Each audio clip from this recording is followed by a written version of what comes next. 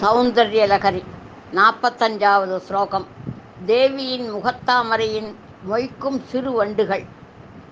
அராளை ஸ்வாபாவாத் அலிகலபஸ்ரீபிஹி அலகைஹி பரீதம் தேவக்த்ரம் பரிஹசதி பங்கேருஹருச்சி தரஸ்மேரே யஸ்மின் தசனருச்சி கிஞ்சல்கருச்சிரே சுகந்தௌ மாத்யந்தி ஸ்மரதகன சக்ஷுஸ்மதுஹிதः.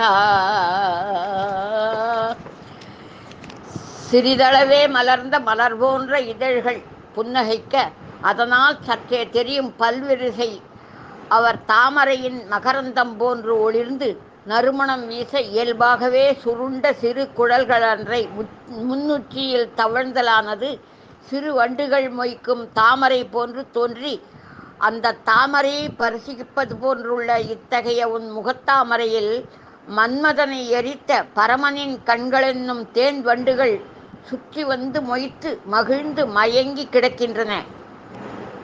மலரொத்த அன்னையின் வடிவினை இவ்வண்ணம் தியானிப்பவர்கள் செம்மலரணங்களால் அவைகளின் பூரண திருவுருளை பெற்றுக்கொள்வர், குறைவன்றி பெற்றுக்கொள்வர் என்பது இந்த ஸ்லோகத்தின்